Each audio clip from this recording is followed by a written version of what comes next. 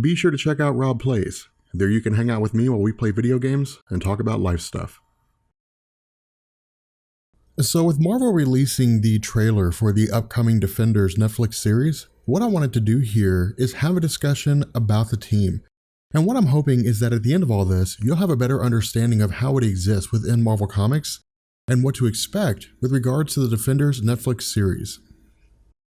So the Defenders team first appeared in Marvel Comics with Marvel Feature issue number 1 in 1971 and was created by Roy Thomas alongside artist Ross Andru. Originally led by Doctor Strange and consisting of the Hulk, Namor the Submariner, and later Silver Surfer, in an interview with 2014's Comicpalooza, Roy Thomas had stated that with the Avengers serving as a way for Marvel to roll various characters in as part of the ongoing effort to introduce new heroes, as well as bolster the popularity of less popular heroes, the characters of Doctor Strange, Hulk, and others had either served as part of the Avengers or been included in Avengers stories, which saw their departure as final with no indication of their return.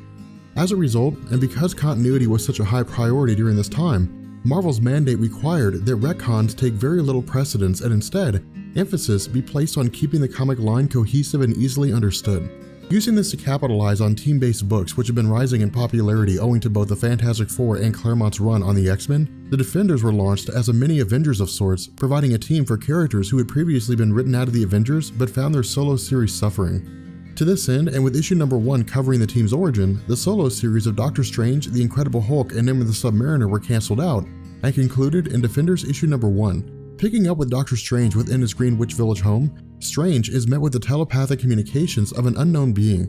Following the voice to its source, the comic revealed that the voice was emanating from Yandroth, a former villain of Doctor Strange who debuted in Strange Tales issue number 164. To sidetrack for a second, with the Strange Tale line functioning as an anthology series and featuring Doctor Strange alongside other stories involving the original Human Torch and Nick Fury, the stories of Doctor Strange ran only 10 pages and included a litany of experimental villains in an effort to maintain the themes of Eastern mysticism with classical superhero archetypes. Where the Doctor Strange line was wildly popular among college students due to their experimentation with mind-altering substances, on the whole, Doctor Strange was relatively unpopular with most everyone else. As a result, and in Marvel's efforts to raise Strange's profile, a series of extra-dimensional beings were introduced who fell in line with traditional villain types. Taking place in a 5-part story between Strange Tales issues 164 and 168, Yandroth was introduced as an extra-dimensional villain with a genius-level intellect. Using his vast intelligence to seize control of his home planet Yan and expand his sphere of influence into other dimensions, including Earth 616's reality, at the conclusion of the 5-issue run, Doctor Strange engaged in a battle with Yandroth, resulting in the latter falling over the edge and into the dimension of dreams, a plane of existence without end, indicating that Yandroth would continue to fall for eternity. Now picking up with the Defenders line, with Doctor Strange arriving at the hospital and discovering Yandroth, the story revealed that he had survived by way of landing in a dimension beyond his ability to understand, but housing a myriad of scientific artifacts for study. Blending these concepts with his new obsession for magic, Yandroth had created a being known as the Omegatron who would detonate every nuclear bomb in the world following Yandroth's coming death. Enlisting the aid of Namor the Submariner by arguing that Earth's destruction would include the Atlanteans, as well as offering himself as Hulk's friend in addition to glorious battle, Strange, Hulk, and Namor traveled to Point Promontory, a village in New England containing a lighthouse that held Omegatron. Finding the facility to be immune to the magic of Doctor Strange, the strength of Namor and Hulk was used to penetrate the facility, after which Strange cast a spell that altered Omegatron's perception of time. As a result, Omegatron would not activate the nuclear missiles after the death of Yandroth and instead would wait several millennia. Now again, because this story was designed to introduce the team, the plot of the story itself wasn't the driving force so much as testing fan reception to seeing a non-Avengers team consisting of some of Marvel's most popular heroes, all of whom worked together.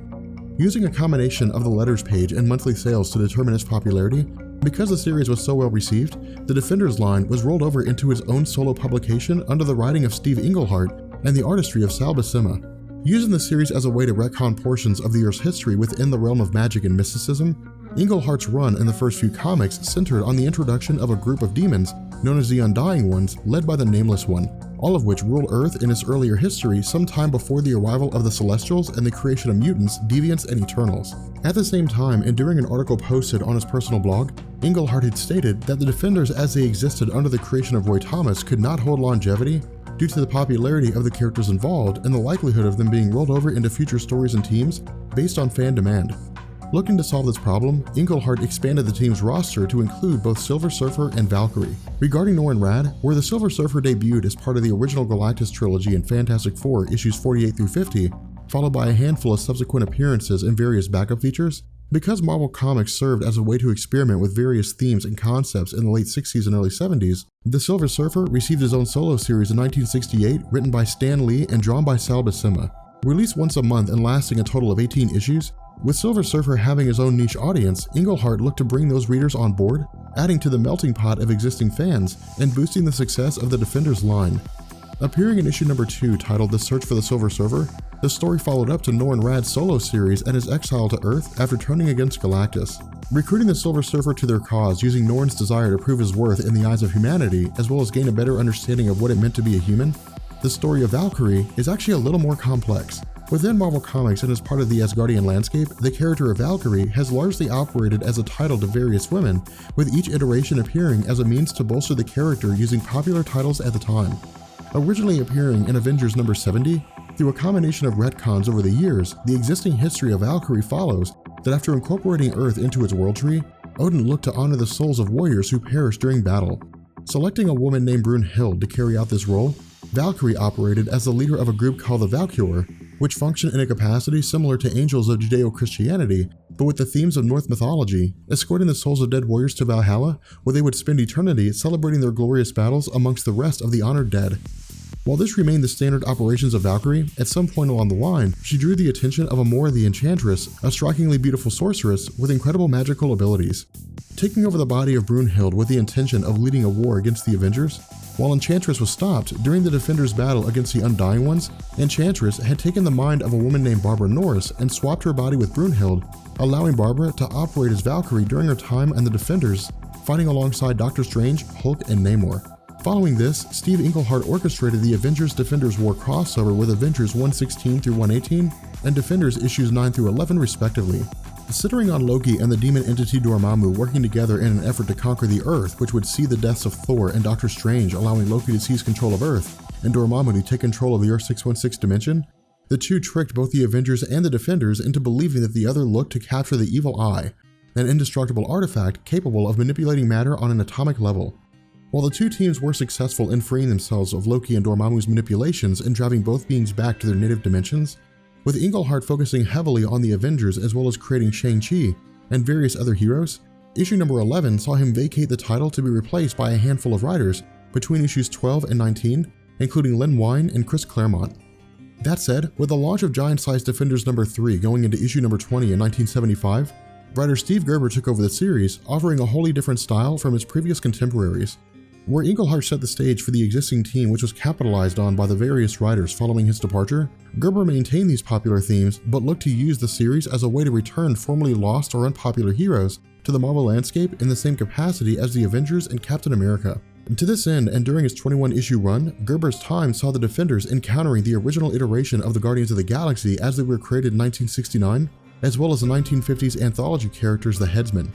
Where these concepts were extremely well received by comic fans, behind the scenes, Gerber's time on the title was fraught with delays and missed deadlines. This, coupled with his 1978 lawsuit against Marvel regarding his creation of Howard the Duck, saw Gerber removed from all Marvel-related imprints, resulting in the series falling into several writers' hands until issue number 48, after which it was taken over by David Anthony Kraft.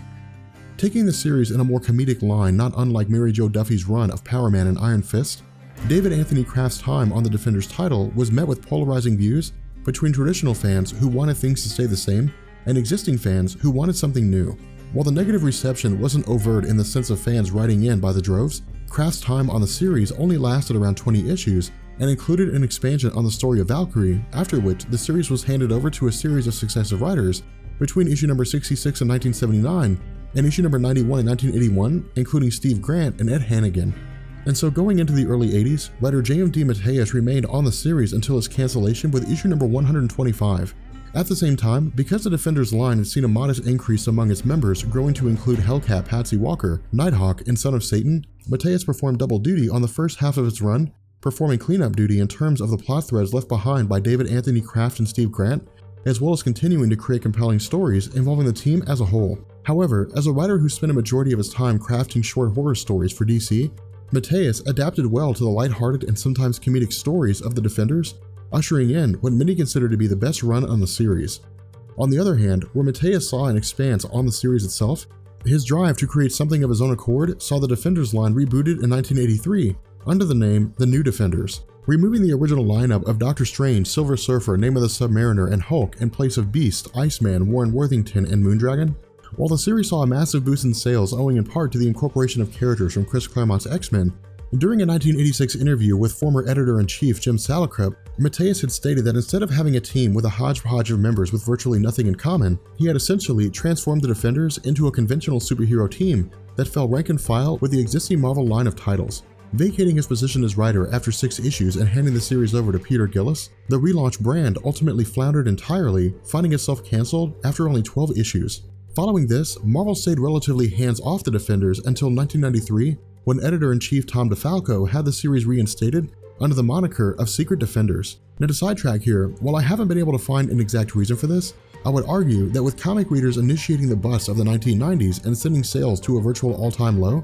Marvel looked to relaunch virtually any brand with any measure of previous popularity in the hopes that the series would help lift the company out of its reverie and road to bankruptcy. Removing the traditional superhero element of the team and replacing it with a Strike Force format which fell in line with the high-octane and fast-paced comics of the time, the Secret Defenders line saw Doctor Strange placed in the role of leader and the Defenders operating as an overarching name for various iterations of different teams, all of which were assembled by Strange for various missions to be carried out in secret. Where the series proved to be lackluster, especially after Doctor Strange's removal from the line in lieu of placement as part of the Midnight Suns title, which included Michael Morbius and Werewolf by Night,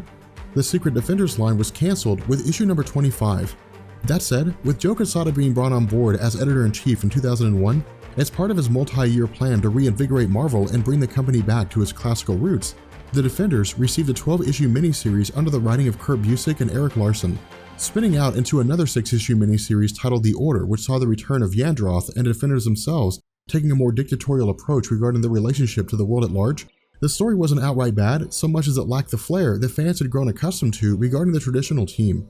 At the same time, and in the eyes of fans, the early 2000s were a point of fluctuation among existing readers, and that with the exception of Grant Morrison's New X-Men, almost all titles seemed to fall short of expectations in terms of the stories from the 1990s versus the stories at the time. As a result, in the years leading up to Civil War, the Defenders only received one miniseries under the writing of Keith Giffen, J.M. DeMatteis, and Kevin Maguire, which took a dark humor approach but didn't really offer anything that hadn't been seen before. Now, in terms of Civil War, while I do have a discussion on the full event and the nature of its contents, I've never really offered much in the way of an explanation on the aftermath. Where this was largely due to the fact that spending 3 months talking about Civil War was enough to turn me off to anything that had anything to do with the series, in 2008 under writer Joe Casey, the Defenders were returned to the landscape of Marvel Comics as part of the 50 State Initiative, as it was created by Reed Richards, Tony Stark, and Hank Pym. To sidetrack for a second, where the Civil War event itself focused on the conflict between Tony Stark and Captain America over freedom versus security, the underlying current was the 50 State Initiative and the idea of S.H.I.E.L.D. overseeing all superhero activity and placing a team in each state as a means to guarantee its security. As a result, in following Captain America's surrender followed by his arrest, under the direction of Tony Stark as director of S.H.I.E.L.D., the 50 State Initiative was implemented with the Defenders operating out of New Jersey and composed of Colossus, She-Hulk, Nighthawk, and Blazing Skull.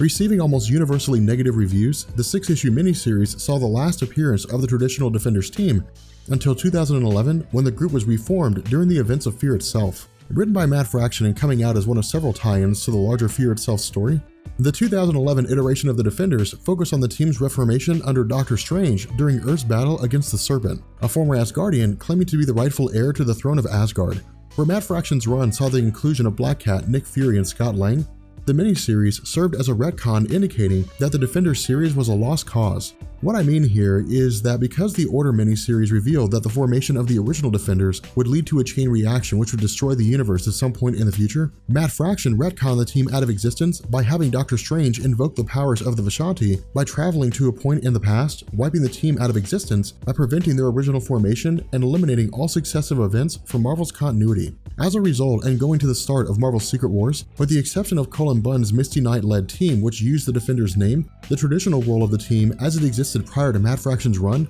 had no involvement in the Marvel Universe of any kind. Now with that said, in terms of the Netflix series, you've most likely noticed that there seems to be virtually no connection of any kind between the team as it exists in the comics and the version we'll see with Jessica Jones, Luke Cage, Iron Fist, and Daredevil. While this seems to come out of left field, in a 2015 interview with Cinema Blend, Joe Quesada had stated that because the Defenders team was so obscure outside of only the most hardcore fans of the series, the concept of the Defenders lent itself to a reimagining within the MCU as a street-level superhero team, which would largely go without much fuss from those looking to see Daredevil and the rest of the Netflix lineup come together as their own band of mini Avengers. Now, whether or not the Defenders will actually cross over with the Avengers themselves has yet to be seen, but if what's coming out of the rumor mill is to be believed, the infighting between the movie and television arm will likely prevent any crossover between the two, especially considering the forthcoming events of the larger MCU regarding Adam Warlock, Thanos, and the Infinity Gauntlet. With that being said, we're going to bring this video to an end, and if you guys enjoyed this video on the Defenders, make sure you guys drop a like on the video, and I'll catch you guys later. Peace.